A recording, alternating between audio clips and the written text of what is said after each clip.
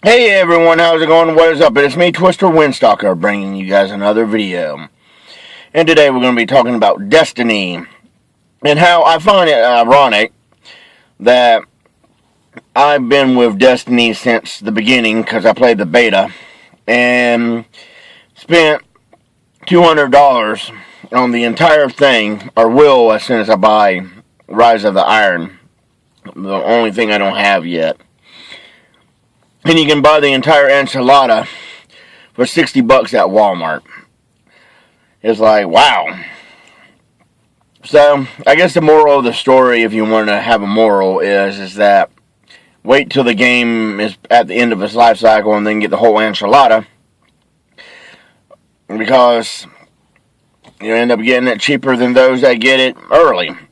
Though, I am going to go ahead and get Destiny 2. And I probably will be spending the $100 on it and getting not only the game, but the 2 expansions whenever they decide to release, because who knows when they're going to release those. Because I have a bad feeling that they're going to do Destiny 2 exactly like they did Destiny 1, which is, it's been 4 years since the launch of Destiny 1, because I think that was September 8th, 2014. And they have a 10-year plan for Destiny. So, we're on the 4th expansion of Destiny 1. Destiny 2 is going to come out 2018, early 2018, maybe February or so. The first expansion will launch. Late 2018, no, let's say mid 2018. Because I think that's what the second expansion was. They'll drop the second expansion for the second one. And then we'll get a new expansion every year after that. To, lengthen the 4-year thing. And then we'll be on 8 by the time Destiny 2 hits its life cycle. So what Bungie and Activision are going to do for the last 2 years of this 10-year plan they have for Destiny, I don't know. I am highly curious to find out exactly what they're going to do. Maybe they'll bridge the 2 games, and when they finally get to the end cycle of Destiny 2, you'll be able to buy Destiny 1 and 2 as a bundle for $60 and get 8 exciting things, 2 base games, and 8 DLCs. Wow, that's like 10 whole things in one package. Ooh. I don't know. But what I do know is that I can't wait to see what the end game for Destiny is. I am highly curious as to how the game, if the game's going to be exactly the same as Destiny 1, which I personally think it is. Because I don't think Bungie or Activision has learned anything from Destiny 1.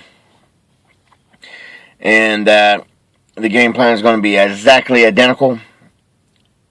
Though, after saying that, I am thinking that some of the bugs that plagued Destiny 1 are not going to be in Destiny 2, and they're going to be a whole new league of bugs in the game. So, who knows? It's exciting, but at the exact same time, I don't foresee much differences. I mean, the graphics is probably going to be better because, heck, they've had 4 full years to work on Destiny 2 and improve the graphics to current gen stats. And, which is something that was, even though it was on Xbox One and PlayStation 4, and they could have done, but they decided that they were going to hold back and not do it because they still wanted it compatible with 360 and PS3. And now that's out of the picture. And it's going to be on PC, so that's going to bring a whole new level of graphics. So I'm going to say it's going to look a lot better. And they may add some stuff that fans been begging for since the beginning. But other than that, I foresee the game being pretty much identical, with very little, new stuff. Maybe a new story. I mean, because the Guardians lose all their powers at the beginning of the second one. So that's going to be kind of interesting. And you can transport your character from Destiny 1 to 2. So you don't have to make a whole new avatar. Which I think is going to be funny. Of course, then you also have the option of starting all over from scratch if you want. Of course, I wonder if they're going to strip... I wonder if... I know they're stripping you of your armor and weapons. I don't know if they're going to strip you of your experience, take you down to level 1 again and start from scratch. Hopefully they don't do that whole hopefully they keep the light system the same and don't screw up the light system like they did last time, where you get to level 20 and then it all based on light and the armor you're wearing, and then they went back and fixed it, because that was stupid. But I'm eager to find out. I mean, the beta should be launching the end of August, my guess, since the game is officially launching September 9th. And I'm going to be broadcasting Destiny on Beam, because I'm going to get Rise of the Iron, and then I'm going to beam it. And then from Beam, I'm probably going to download my video content, and then edit it, and then put it up on YouTube for you guys, so you guys can see some action. Because, I mean, I basically did the same thing with Twitch. The only difference between Beam and Twitch that I know of is that you have to go to Twitch, and Twitch will, just beam it up, or not beam it up, but upload it to YouTube. And, you're responsible for breaking it up if you want it broke up. And then Beam, you just basically, I don't know, I guess it has an editor in it. I haven't really looked into it. But since it's the newest thing, I'm going to try it. Why not? Let's see what happens.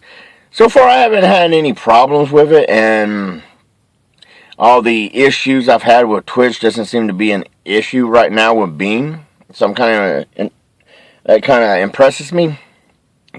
But with that said, I haven't done too much with Beam, so getting ready to find out the whole Beam thing, because I think it's Microsoft's answer to Twitch. But who knows? All I know is that I'm getting ready to play Rise of the Iron, something I was actually not going to do. But then I decided to get Destiny 2, and then I'm like, screw it, I'm just going to go ahead and do it, because whatever. So with that said, it's going to be fun, and going to be an exciting next 4 years. Unless somehow they actually stretch it to make Destiny 2 last the entire rest of the lifespan of Destiny. Which they could do, since they aren't held back by PlayStation 3 and Xbox 360. And that could be really cool. Which I think that since that isn't going to be an issue now, graphics is going to be so much better. It's got to be so much better.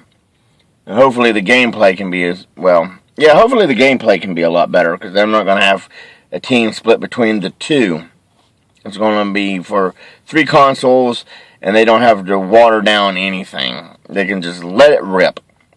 Of course, the PC version, of course, is probably going to look the best. And just for the sheer fun of it, even though I'm going to be playing it mainly on Xbox One, that's where all my friends are.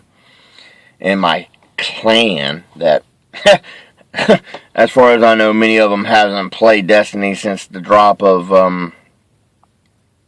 since the vanilla went out of style. I don't know how many of them actually have played House of Wolves, Dark Below, Tekken King, or even Rise of the Iron. It's kind of funny. It's really funny.